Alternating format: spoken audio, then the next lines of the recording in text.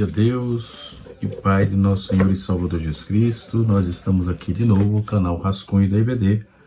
Eu sou o pastor Edivaldo Pereira e você está aqui no canal Rascunho da IBD. Como já disse, nesta oportunidade estaremos comentando a lição de número 8 da classe dos jovens. Nós estamos estudando esse trimestre um assunto interessante. Estamos estudando sobre os fundamentos dos apóstolos e dos profetas, né? Que é o título geral da lição da classe dos jovens. E nesta oportunidade nós já estaremos estudando. Passamos a lição 7, que foi a doutrina que dá vida e expulsa demônios. E nesta oportunidade, lição de número 8, lição que será ministrada no próximo dia 25 de fevereiro, nós estaremos estudando sobre a sã doutrina, não é? O texto principal, como é proposto aqui, diz assim: mas vós, amados, edificado-vos a vós mesmos sobre a vossa santíssima fé, orando no Espírito, conservai a vós mesmo no amor de Deus, esperando a misericórdia do Senhor Jesus Cristo para a vida eterna. Judas 20 e 21, tá certo? A sã doutrina, Judas só tem um capítulo, então Judas 20, versículo 20, versículo 21. Judas só tem um capítulo, então Judas capítulo 1, versículo 21, tá certo? Versículo 20 e 21. A sã doutrina vem de Deus e deve nortear a vida do crente. Qual a diferença da sã doutrina e da doutrina? Não é? Nós vamos aprender o que é doutrina nessa oportunidade. Lembrando que nesse mesmo canal você já tem uma aula sobre esse assunto, um pouco mais voltada só para a doutrina, não é? Um pouco diferente. Então, a palavra doutrina vem do latim, é doctrina, do verbo dócio, que significa ensinar, instruir, educar. Uma exposição sistemática e lógica das verdades extraídas da Bíblia, visando aperfeiçoar o espírito, espiritualmente o crente, não é? Ou seja, visando o aperfeiçoamento espiritual do crente, né? A doutrina cristã se utiliza de recursos didáticos, da homilética. Seu método, portanto, pode ser dedutivo quanto indutivo. Ele pode vir também em forma de credos, declarações de fé ou dogmáticas, né? E assim sucessivamente. Nós temos aí a doutrina ortodoxa, ou a doutrina ortodoxa significa, no latim nós já vimos que é doutrina, que vem do verbo dócio, e ensinar, instruir e educar, e do grego ortodoxos, que é verdadeiro, correto. Então, a doutrina ortodoxa trabalha com ensinamento verdadeiro e correto, né? Nós temos a questão da palavra doutrina e ortodoxia, não é? Que é a palavra ortodoxo, vem do grego, que quer dizer verdadeiro e correto. Então, a sã doutrina ensina exatamente o que é verdadeiro e o que é correto, tá certo? E isso posto, vamos para a nossa aula. Se bem que no primeiro tópico aqui da lição, nós temos a pergunta: o que é doutrina? Não é? O significado da doutrina. Então, na primeira lição, estudamos a respeito desse conceito aqui no canal. Não é? A palavra genuína é fonte de doutrina, não é? Depois estudamos sobre a doutrina de Moisés, então vemos falando sobre essa questão sempre, não é? E a sã doutrina, não é? Que é essa lição de número 8, né? Na lição, nós vamos conceituar acerca disso, a respeito, como já trouxe aqui todos os conceitos relacionados a isso. Paulo, ele faz uma referência a Tito, e ele diz: tu, porém, fala o que convém à sã doutrina. O texto aqui proposto é Tito, capítulo 2, aliás, verso de número 1 até o verso 10. Tu, porém, fala o que convém à sã doutrina, os velhos que sejam sóbrios, graves, prudentes, sãos na fé e no amor e na paciência. As mulheres idosas, semelhantemente, que sejam sérias no seu viver, como convém às santas, não caluniadoras, não dada muito vinho, mestras do bem, para que se ensine as mulheres novas a serem prudentes e amarem a seus maridos e amarem seus filhos.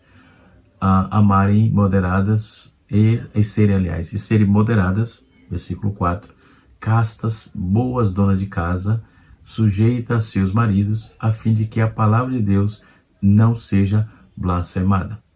O texto, versículo 6, diz assim: exorta semelhantemente aos jovens que sejam moderados, em tudo te dá por exemplo de boas obras. Na doutrina, mostra a incorrupção, gravidade e sinceridade. Versículo 8, linguagem sã e irrepreensível, para que o adversário se envergonhe, não tendo nenhum mal que dizer de vós. Exorta os servos a que se sujeita o seu Senhor, e tudo agradem, não contradizendo. Versículo 10, para terminar. Não defraudando, antes mostrando boa lealdade, toda boa lealdade, para que em tudo sejam o ordenamento, ou seja, o ornamento da doutrina de Deus, nosso Salvador. Glória a Deus. Então nós temos uma informação interessante, né? Dentro do capítulo da leitura aqui bíblica, de Tito, e Paulo exorta isso. Paulo nos ensina sobre o que a igreja deve falar. A sã doutrina, falar a sã doutrina é responsabilidade da igreja. É responsabilidade dos mais idôneos falar com os mais jovens. É responsabilidade dos jovens falar aos que ainda não são crentes, né? Trazer para a igreja e tratar eles com zelo e com desvelo, né? Para que possamos ganhar neste mundo que vivemos, né? Dentro dessa proposta, nós podemos observar a importância desse texto, né? Que é de fundamental importância para nós. Nós podemos observar aqui que Paulo fala à igreja, diz que a responsabilidade da igreja é ensinar a sã doutrina, ela deve ser conhecida por isso. A igreja deve ser conhecida porque ensina a sã doutrina, vive a sã doutrina, pratica a sã doutrina. Então, a sã doutrina é a sua voz, ou seja, a sã doutrina é a voz da igreja, né? Isso por ela está neste mundo. Pedro escreveu que a igreja é propriedade exclusiva de Deus. Para quê? A fim de proclamar as virtudes daquele que a chamou das trevas para a sua maravilhosa luz. 1 Pedro, capítulo 2, verso 9. A ênfase acrescentada aqui a igreja tem a responsabilidade de tornar o caráter de Deus conhecido. E é preciso proclamar as virtudes de Deus, e a igreja faz isso quando fala o que convém à sã doutrina. Falar a sã doutrina é a responsabilidade da igreja, né? Então muitos pensam que em doutrina, como um assunto a serem tratados em livros teológicos, ou classe onde se ensina pilares do pensamento cristão. Certamente isso envolve isso, mas porém a sã doutrina lida também diretamente com o dia a dia das pessoas, né? Quando Paulo pensava em sã doutrina, ele pensava em como as pessoas estavam vivendo, e na carta de Paulo a Tito encontramos algumas razões pelas quais é importante que a igreja viva e fale concernente e se concentre nesta tarefa, ok? Primeiro, a sã doutrina expõe o falso ensino. Paulo escreveu: portanto, existem muitos insubordinados, pauradores, frívolos e enganadores, especialmente os da circuncisão. É preciso fazê-los calar, porque andam pervertendo as coisas inteiras e ensinando o que não devem, por torpe ganância.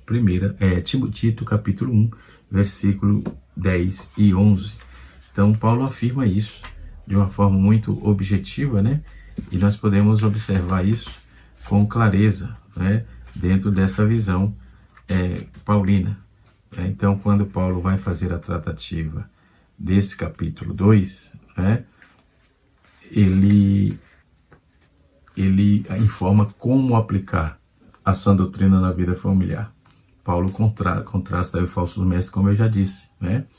No verso do capítulo 1, verso de 1 a 11, Paulo, capítulo 1, verso 11 a 16, Paulo já começa a fazer a tratativa dentro dessa proposta que ensinando a Tito como era para fazer lá em Creta, né?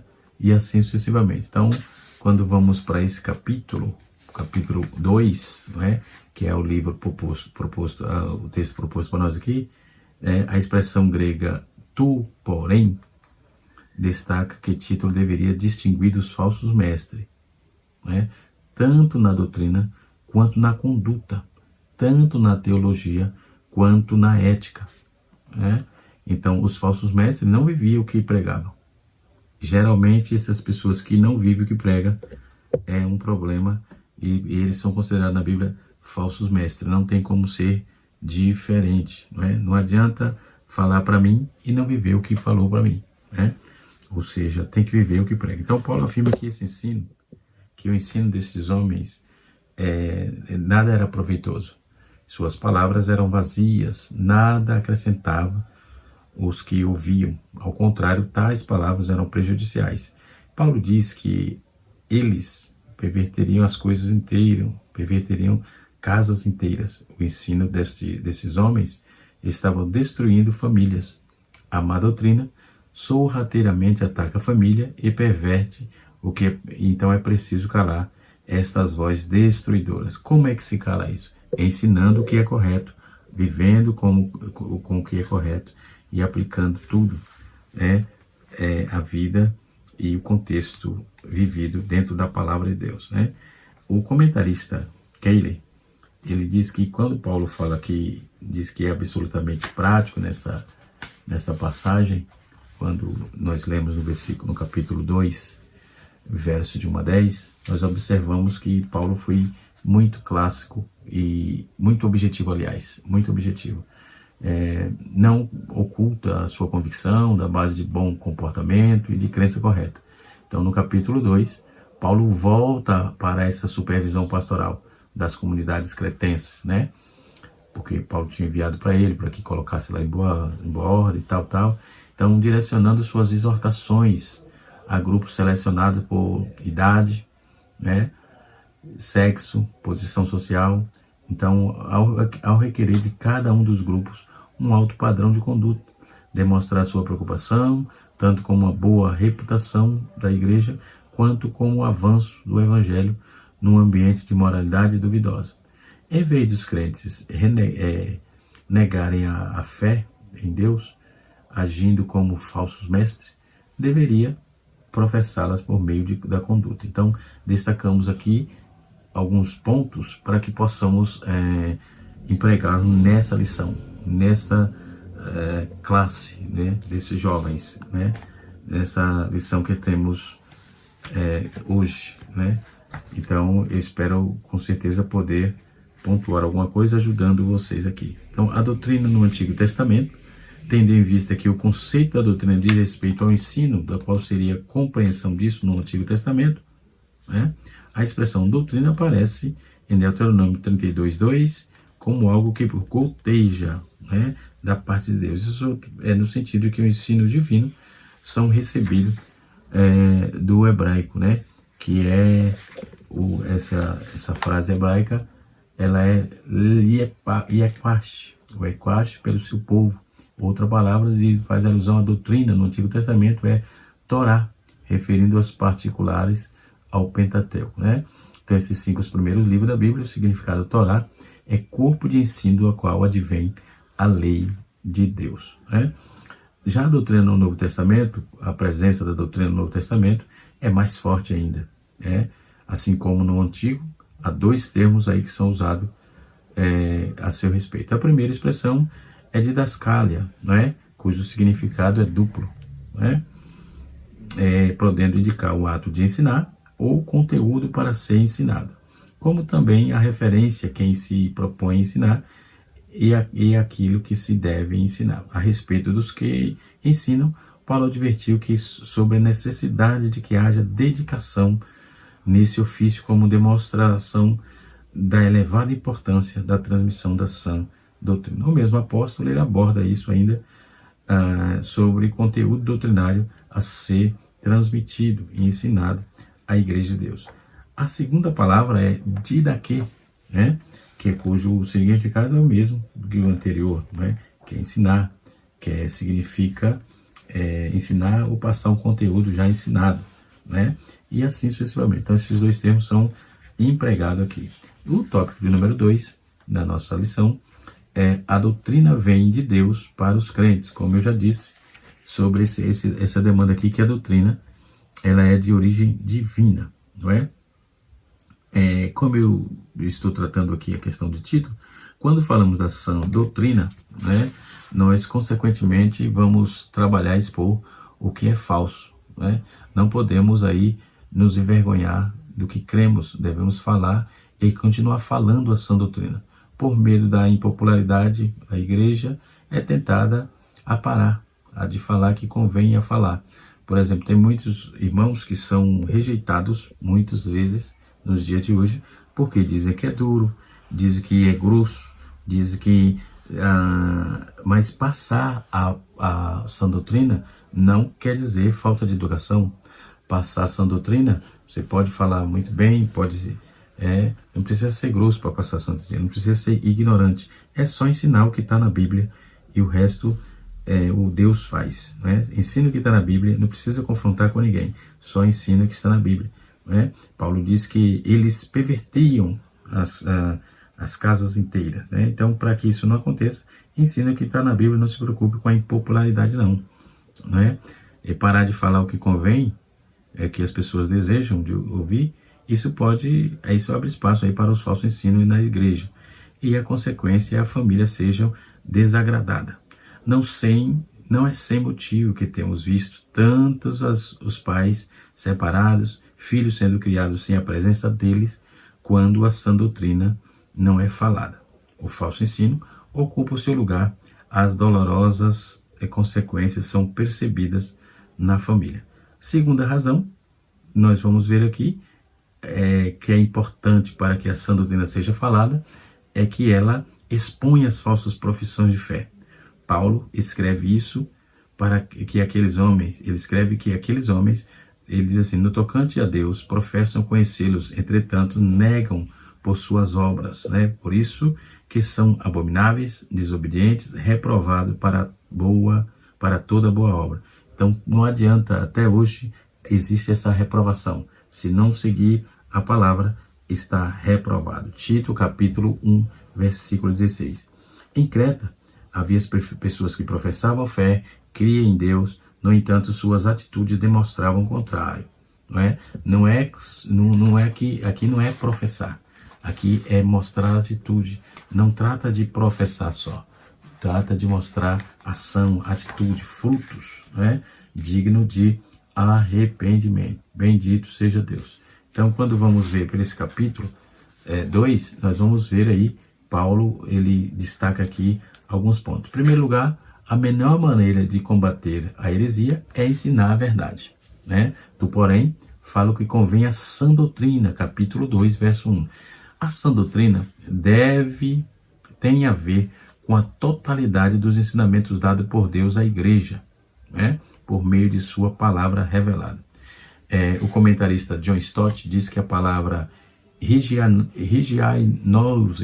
sã, significa estar saudável, ser íntegra. Então, a higienose, que quer dizer sã, ela significa estar saudável, ser íntegra. Então, essa palavra é com frequência usada aí nos evangelhos com respeito às pessoas tendo sido aí curada de algum defeito físico ou de incapacidade, e agora estão totalmente sadias, por meio da palavra, com todos os seus órgãos e faculdades funcionando. Normalmente, Stott diz ainda que a sã doutrina é saudável do mesmo modo que o corpo humano é saudável, pois a doutrina cristã, ela se assemelha a um corpo, e é um bom ordenamento, sistema contendo diferentes partes que se relacionam entre si, como juntas, constitui-se de um harmonioso conjunto. Portanto, nossa teologia está mutilada, faltando nela alguma parte. Né? Então, se tem que ensinar essa doutrina, precisa ensinar de forma completa, para que não fique faltando parte. Né? Senão o corpo fica enfermo, porque está faltando parte. Como por exemplo, ou enferma, ou fica faltando parte, ou fica enferma, com partes contaminadas. Né? Então, ela não está sã, não está saudável. E o que Paulo diz, que é a expressão sã doutrina, ele diz que, então, que outra parte, ele se refere como o todo o desígnio de Deus e a plenitude da revelação divina. Então, não basta a igreja assumir o papel crítico de denunciar as heresias dos falsos mestres, não é? Seus devidos, cara, até preciso, sobretudo, proclamar essa verdade, viver essa verdade, andar nessa verdade, combatendo o fogo estranho, com o fogo verdadeiro, e combater-se a heterodoxia com a ortodoxia. Heterodoxo é aquele que fala ao contrário, aquilo que vem ao contrário, né? Então, nós trabalhamos essa questão também na classe dos jovens e também na classe dos adultos, em uma das nossas lições aí, né? Sobre essa questão da heterodoxia e da ortodoxia. Então, combate-se a heresia com verdade, em vez de título apenas ficar na retranca e na defesa. Paulo ensina que tem que trabalhar em cima contra os falsos mestres, ensinando a verdadeira palavra. Deveria partir para o ataque, proclamar a sã doutrina. Então, Paulo não só enviou aquele obreiro ali, mas ele instruiu como fazer o trabalho, né?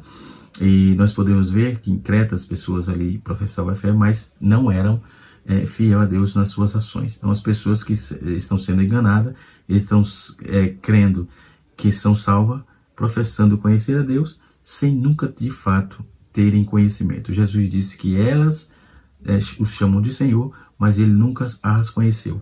Capítulo 7 de Mateus, versículo de número 21 e 22. Então precisamos ter cuidado para passar a sã doutrina de forma correta, coerente, insistentemente, porque Paulo uma vez disse que não se cansava de falar as mesmas coisas. Eu não me canso de falar as mesmas palavras. E façamos isso para que ensinemos a sã doutrina. Somente a sã doutrina pode desfazer o engano, ajudar as pessoas a entenderem o que é conhecer a Deus. A igreja deve falar a sã doutrina assim que os salvos serão confirmados, né? Assim que os salvos são confirmados pelo Senhor. Os enganados, eles serão transformados e se retirarão por não suportar a sã doutrina. Se eles não serem transformados, eles vão embora porque não suportam a sã doutrina. Além disso, alguém disse que o evangelho é ruim e é pior que o evangelho nenhum. O evangelho ruim é pior que o evangelho nenhum. Então, se você está passando um evangelho totalmente capenga, é melhor que não diga nada, né? E assim sucessivamente. Outro ponto importante, Paulo primeiro falou sobre a melhor maneira de combater a heresia era ensinar a verdade. O outro ponto importante é que a melhor maneira de reprovar a vida desregrada é viver de modo irrepreensível, né? E assim sucessivamente. Então, é importante ressaltar que Tito deveria falar que convém essa doutrina, ou seja, as práticas delas e decorrer disso, né? Então, nós vamos ver que quando ele afirma que há um elo indestrutível de liga a sã doutrina com as práticas cristãs. Então, a teologia com a ética, ela trabalha bem. John Calvin dizia, chega a afirmar que a sã doutrina consiste em duas partes. A primeira é que a magnífica graça de Deus em Cristo, da qual podemos aprender onde buscar, né? E a segunda, podemos observar aqui na nossa lição, estamos trabalhando aqui ponto por ponto, né, da nossa salvação. A segunda é aquela por meio da qual a vida é exercida no temor de Deus e na conduta cristã. Então, Tito estava em Creta, não apenas para ensinar a sã doutrina, mas para também ser um modelo de vida. Não adiantava só ensinar. O terceiro ponto que Paulo aponta no texto, ele diz que a doutrina e vida precisa sempre andar juntas. Capítulo 2, versículo 7 de Tito. Tito, capítulo 2, versículo 7. Está escrito aqui, ó. Em tudo que te dá, por exemplo, de boas obras. Na doutrina, mostra incorrupção, gravidade e sinceridade. Então, não era só ensinar. Não é só ensinar. Isso aqui é também viver, andar de mãos dadas com a verdade, né? E outro ponto importante que Paulo destaca no texto, que Tito destaca aqui no texto, o texto diz assim: a sã doutrina precisa moldar a vida familiar em todos os seus aspectos. Tito, capítulo 2, versículo 2 a 10, né? Então, Paulo ordena a aplicação da doutrina em vários segmentos da família, classificando por gênero, idade, posição social, idoso, solteiro, casado, líder, servo, deve viver de acordo com a sã doutrina, ornando assim a doutrina de Deus, né? Isso está proposto no texto aqui da nossa lição, no versículo de número 5 e o versículo 10. Está muito claro, né? Outro ponto que Paulo destaca no texto esse ponto é importante, que ele diz que precisa moldar, né? A sã doutrina precisa moldar a vida familiar em todos os aspectos, né? Os preceitos de Deus para os homens idosos, no capítulo 2, versículo 2, é aqui a recomendação, diz assim, versículo 2, os velhos que sejam sóbrios, graves, prudentes, sãos na fé, no amor e na paciência. Então é isso que se espera de uma pessoa de idade. Os homens idosos são citados primeiro porque deveriam ser os pioneiros a aplicar a sã doutrina. A vida deles deveria recomendar a doutrina que professam, né? Greengold, ele diz assim, ele diz corretamente, o Evangelho de Cristo tem de mudar a maneira das pessoas pensar e dar fruto em uma vida transformada, né? Então era essa transformação poderosa que se tornava aí a igreja primitiva invencível. Então, como foi que a igreja derrotou o paganismo fortificado pelo Império Romano, né? A resposta é que os cristãos sobrepujavam os pagãos na vida, na morte e nos conceitos. Então, os cristãos, eles superaram isso, né? Glória a Deus. Então, os homens idosos deveriam demonstrar 4 virtudes cardeais aqui, e apresenta no texto, versículo 2, no capítulo 2, assim: deveria ter domínio próprio, né? Os idosos tinham que ter domínio próprio. Quanto aos idosos, que sejam temperantes. Essa palavra tem a ver com domínio do vinho. A palavra grega nefálios significa literalmente sóbrios, em contraposição a ser muito indulgente com o vinho, né? Trata-se de uma pessoa que tem seus apetites sob controle. Falta de disciplina, a falta de disciplina e de limites em qualquer área da vida é o uso imoderado do vinho. Então, Paulo estava trabalhando isso, e William Barclay diz que quando os prazeres desenfreados custam muito mais alto do que vale, né, isso é um prejuízo. E assim sucessivamente. Outro ponto que Paulo destaca no texto, no versículo 2, sobre os idosos, ele diz assim: deveria ter reputação aprovada. Quanto aos homens idosos, são respeitáveis. Trata-se de uma pessoa que tem uma vida ilibada, caráter impoluto, bom testemunho dos de fora, né? Outra parte importante é a palavra grega aqui, semos, cujo significado é comportamento solene e austero, né? O austero. Não se trata daquela pessoa que nunca sorri, mas daquela pessoa que vive a luz, que anda na luz, a luz do Evangelho sacrossanto de Jesus, né? E assim sucessivamente. Então, a nossa lição, parte 2, como diz assim, a doutrina vem de Deus, né? A doutrina é para os crentes, e a entrega da doutrina, é disso que estamos falando, é sobre isso, né, que estamos tratando. Outro ponto no tópico de número 3, já para terminar a nossa lição, por vídeo não se alongar bastante, não se alongar muito, a doutrina é a base da conduta do crente. Então, a doutrina é como referência para o crente. O ser humano sempre vai buscar uma referência que seja no exemplo, né? Que seja no exemplo, que seja alguma pessoa, que seja um conjunto de princípios pela qual a pessoa passa aí para que Jesus trabalhe, né? Em Hebreus capítulo, nesses 2 motivos, e os escritores da carta de Hebreus, ele orientou aos seus leitores olhares para Jesus, capítulo 12, versículo 2 de Hebreus. Nesse caso, qual dever aí ser o ponto de referência? Qual deve ser o ponto de referência do crente? Para que se refere ao conjunto de princípios pelo qual ele deve nortear os seus pensamentos e suas decisões e suas ações, né? O salmista testemunhou que a palavra de Deus é luz para o caminho, dos que se submetem à sua palavra. A vida cristã e suas responsabilidades, né? A vida cristã deve ser analisada de diferente aspecto, inclusive sobre a expectativa de que em relação à vida de um cristão que torna-se ou que torna responsável diante de Deus e de si e dentro da sociedade. O cristão tem de refletir o caráter de Cristo, principalmente por meio da sua forma de viver, como demonstração da verdadeira transformação.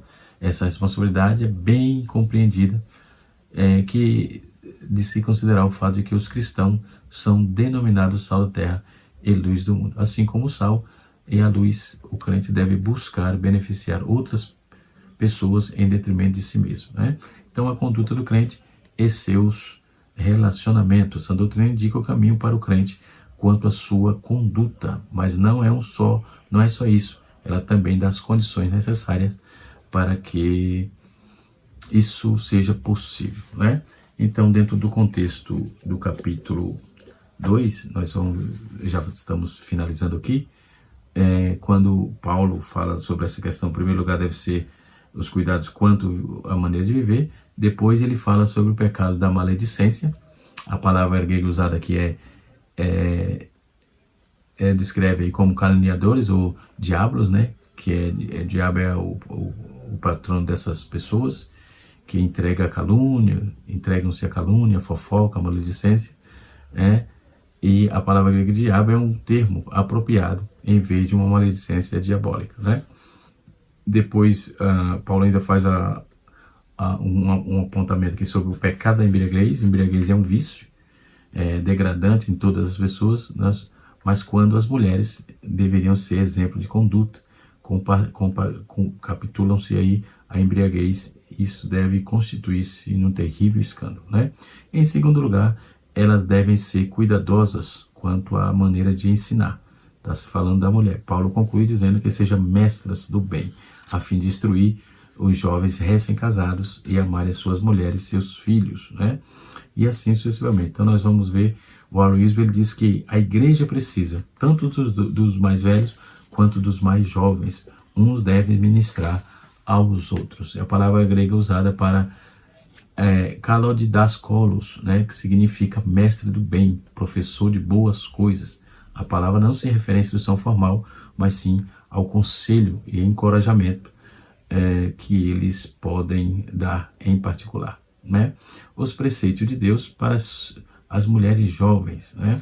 E aí vem no capítulo 2 também, nós temos Paulo exortando aqui sobre esse apontamento. Ele faz aqui, diz assim, devem amar ao marido e os filhos. Então Paulo deu várias instruções para o marido amar a esposa da mesma forma que Cristo ama a igreja. Em todas as ocasiões, a palavra grega usada aqui é ágape, o amor incondicional, sacrificial. Porém, quando a Bíblia fala que as mulheres devem amar o marido, ele usa a palavra phileo, que é as palavras filandros ou filotecnos, indica aí que as mulheres jovens devem ser amorosas com o marido, filho e filhos respectivamente.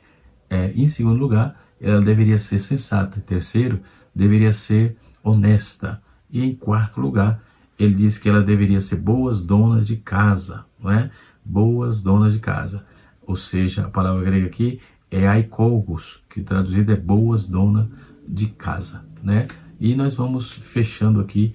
Em quinto lugar, Paulo diz que ela deveria ser bondosa, depois ele diz que ela deveria se sujeitar ao marido, e assim sucessivamente. Então, cuidemos das sã doutrina para que ensinemos de forma cabal, completa. Deus abençoe a todos. Canal Rascunho DBD, ensinando para transformar vidas. Um abraço, até a próxima aula, se Deus assim nos permitir.